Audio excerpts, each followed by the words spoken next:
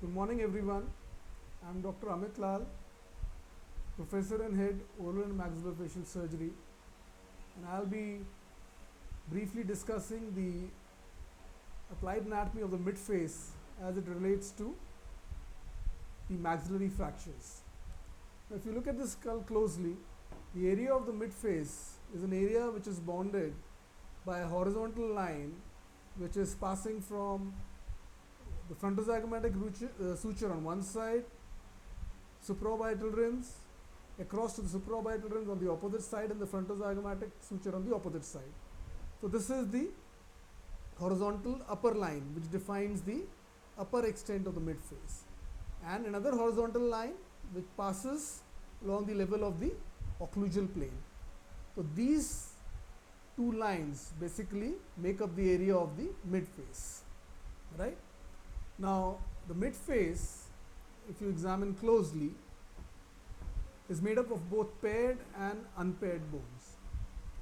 The paired bones are namely the maxilla on either sides, the zygomatic bone on either sides, the nasal bones on either sides, the lacrimal bone on either side, the inferior nasal conchae in the lateral wall of the nasal cavity, right? The pterygoid plates of the sphenoid bone on either sides, and the palatine bones on both the sides. So these are the bones which make up the paired bones of the midface. And then you have the ethmoid bone and the vomer. So this is what you see is the vomer, okay, and you have the ethmoid bone which forms the unpaired bones, right? So when we talk about the midface, we have to understand that we have a system of buttresses which impart strength to the midface, as well as they transmit forces along themselves to the skull. So there is a system of horizontal as well as vertical buttresses which make up the midface. The vertical buttresses, one is along the pyriform rim, which is the pyriform buttress, okay, along the pyriform rim. One is along the zygomatic bone, the zygomatic buttress going all the way up. This is the zygomatic buttress, and you have the pterygoid buttress. So these are the system of vertical buttresses: the pyriform along the pyriform rim, the zygomatic along the zygomatic bone, and the pterygoid buttress in the posterior region. And similarly, you have horizontal bars or buttresses which impart strength to the midface. So one of them is passing from the supraorbital rims on one side to the other side. Then you have the zygomatic arch, the infraorbital rims across to the opposite side, infraorbital rim and the zygomatic arch. So this is the other horizontal buttress, and one is along the alveolar process. So these are the three horizontal buttresses, okay, and then you have the vertical buttresses. So what is important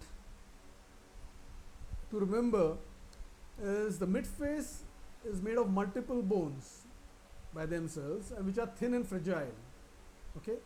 So you have thin and fragile bones like the nasal bone, the lacrimal bone, part of the cribriform bone.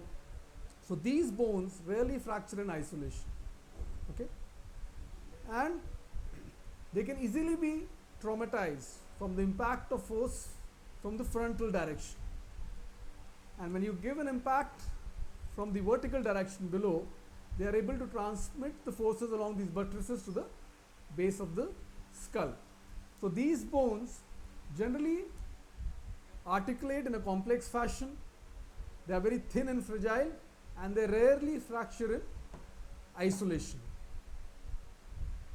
The other important thing is that the midface is analogous to a matchbox. So it is generally compared to a matchbox, which is thin and fragile.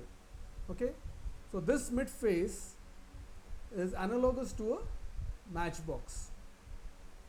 The cranial vault is compared to a helmet, right? Whereas the mandible, so if you see the mandible is compared to a hockey stick, right? So any force which is applied to the mandible is transmitted along the body and the condyle to the base of the skull. The force which is applied to the mandible can be transmitted to the base of the skull and can result in injury. A force which is directed directly to the cranial vault, since it is analogous to a helmet, can again result in injury to the brain. Whereas a force or an impact which is directed to the midface, the midface being like a matchbox, gets crumpled, and the force of impact, because of crumpling of the bones of the midface, which are thin and fragile, prevents any injury to the brain. So this midface protects the brain from any grave injury because it absorbs most of the forces of impact and cushions them. So this is an important aspect of the midface, that it is made up of thin and fragile bones which rarely fracture in isolation and resist the transmission of force to the brain. The force A, which is directly directed to the cranium, results in grievous injuries. Force C, which is directed to the mandible. So a force which is directed to the mandible will also be transmitted to the base of the skull, right, but will not result in a grave injury because of the fracturing of the condyle. And force B, which is directed to the midface, again is well cushioned by the bones of the midface. The other thing to understand is that when the force is applied to the midface, the bones of the midface are displaced downwards and backwards. So the force which is applied to the midface basically results in displacement of the midface downwards and backwards. So there is an inclined plane which is formed by the base of the sphenoid, right, and the occlusal plane. So this plane basically is the plane along which the midface gets displaced downwards and backwards, and when the entire midface is getting displaced downwards and backwards, it results in lengthening of the face as well as anterior open bite deformity, right? So these are the two important aspects, that is downwards and backwards displacement of the bones of the midface, which result in gagging of posterior teeth, resulting in an open bite deformity, as well as lengthening of the face. So these are important aspects to understand when we talk about the midface. So the articulation with the skull of the midface is such that the body of the sphenoid, so this is the region of the body of the sphenoid, forms an inclined plane which slopes downwards and backwards with the level of the occlusal plane. Okay, and this is along this plane where the displacement of the bones generally occur. So most of the patients who have midfacial fractures, either at the level of the Le Fort 1, at the level of the Le Fort 2, and at the level of the Le Fort 3, will have some kind of gagging of occlusion, which will result in open bite deformity, as well as lengthening of the midface, along with something which is known as a dish face deformity. Now this dish face deformity is primarily because of the backward displacement of the backward and the downward displacement of the maxilla. So you have a kind of a concave profile with open bite and concave profile and lengthening of the midface. So these are important hallmarks of midfacial injuries. The other important thing to understand with midfacial fractures is that there is proximity to the important structures like the orbit, right? And there can be involvement of certain cranial nerves. So because you have the ethmoid bone, which is the unpaired bone, and you have the cribriform plate, this is the cribriform plate of the ethmoid and this is the crista galli. So you have at the level of Lefort 2 fractures and Lefort 3 fractures the involvement of the cribriform plate of the ethmoid. And along the cribriform plate of the ethmoid you have the olfactory nerves, and you can have injury to the olfactory nerves. You have the infraorbital nerve which exists through the infraorbital foramen, and involvement of the infraorbital nerve can be due to the result of the Lefort 2 fractures, which can either involve the infraorbital canal or the infraorbital foramen. Apart from this, because of the involvement of the orbit and because of the important structures which pass through the orbit, patients can have orbital signs and symptoms. So you can have presentations of diplopia, which is double vision. You can have ptosis, which is hooding of the upper eyelid. Patients can have circumorbital ecchymosis, subconjunctival ecchymosis because of the disruption of the periosteum or the periorbita of the orbit, and patient can have alteration in the width of the palpebral fissure as well as the angulation of the direction of the palpebral fissure, which can result in either a mongoloid slant or a anti-mongoloid slant. So these are certain important signs which can occur in conjunction with midfacial fractures. So it's also important to know the patterns of midfacial fractures. So if we talk about Lefort 1, Lefort 2 and Lefort 3 fractures, Lefort 1 fractures, they originate along the piriform rim. Okay, so this is the piriform aperture and the piriform rim. So they originate along the piriform rim, along the lateral wall, go above the canine fossa, this is the canine fossa, go downwards and backwards.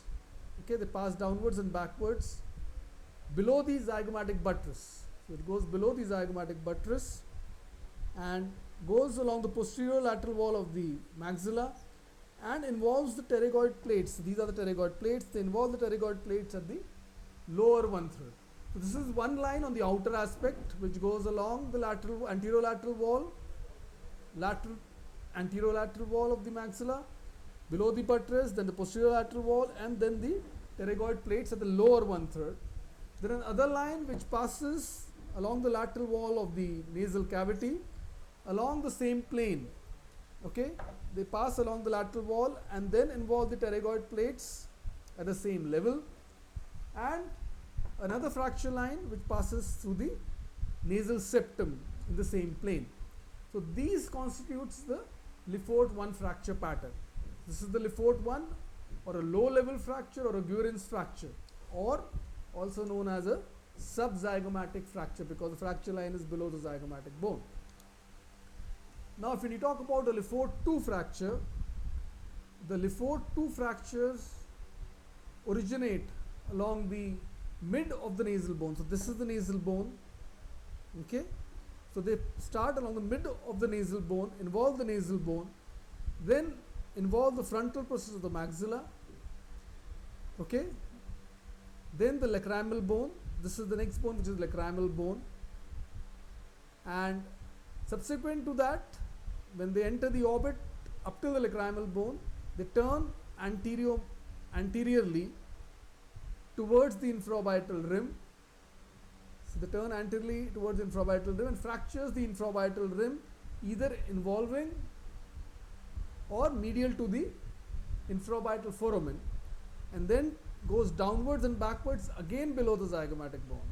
So they, even though they originate in the middle of the nasal bone, goes to a certain depth into the orbit up to the lacrimal bone, then turns forwards and downwards, fractures the rim, may involve the infraorbital foramen, and then go downwards and backwards below the buttress, and then along the posterior wall of the maxilla, and fractures the pterygoid plates at the level of the middle third. So this is the pterygoid plate at the level of the middle third. And in a similar fashion, there is a line which runs along the lateral wall of the nasal cavity and involves the nasal septum also. So this is a Lefort 2 pattern, which is again a subzygomatic, also known as a subzygomatic fracture, which is pyramidal in shape. So it runs across like this, and it is pyramidal in shape, but again it is a subzygomatic fracture. Then you have the description of Lefort 3 fracture pattern, and the Lefort 3 fracture pattern is also known as the craniofacial disjunction. It starts at the junction of the nasal bone and the frontal process of the maxilla, and the frontal bone, not the frontal process of the maxilla, the frontal bone, goes to the full depth of the orbit, goes along the medial wall of the orbit, fractures the ethmoid, cribriform plate, the ethmoid bone, and then from there it takes two directions. One continues behind the inferiorbital fissure and fractures the root of the pterygoid plates, and the other takes a direction towards the lateral wall of the orbit, close to the frontozygomatic suture, and it fractures the frontozygomatic suture as well as the zygomatic arch, right? And it results in a craniofacial disjunction because the line is extending to the full depth of the orbit on the medial wall, right? And then it takes a lateral course, fracturing in the region of the frontozygomatic suture and the zygomatic arch, as well as along the posterior wall of the fissure to fracture the root of the pterygoid plates at the level of the roots. So this results in complete separation of the midface from the cranial base, and is also known as a suprazygomatic fracture and a craniofacial disjunction. So these are the three important fracture patterns, which is Lefort 1, Lefort 2 and Lefort 3, right? So it's important to know the surgical anatomy as well as the description of these three fracture lines when we describe Lefort 1, Lefort 2 and Lefort 3 fracture patterns. So Lefort 1 and Lefort 2 are subzygomatic fractures, Lefort 3 are suprazygomatic fractures. Lefort 1 is also known as a Guerin fracture, whereas Lefort 2 is known as a pyramidal fracture, and Lefort 3 is also known as craniofacial disjunction. So signs and symptoms of most of these fractures vary upon the pattern of fracture, and the pattern of fracture is dependent upon the type of impact, at which level is the force of impact to the maxilla. So an impact near the alveolar region will result in a type Lefort 1 type of fracture. An impact close to the nasal area will result in a Lefort 2 pattern, can result in a Lefort 2 pattern, and a higher level impact to the midface can result in a Lefort 3 pattern, right? So I hope I've made the basic anatomy and the fracture patterns clear with the demonstration on the skull, and the signs and symptoms will vary according to these fracture levels, right? So generally, Lefort 2 and Lefort 3 will result in more grievous injuries and will involve the cribriform plate of the ethmoid. They can involve the cribriform plate of ethmoid and can result in CSF rhinorrhea. Whereas Lefort 1 fracture will result in lesser amount of injuries and signs and symptoms, right? So thank you all for patient listening, and I hope some concepts about mid-fracture fractures are made more clearer. Thank you.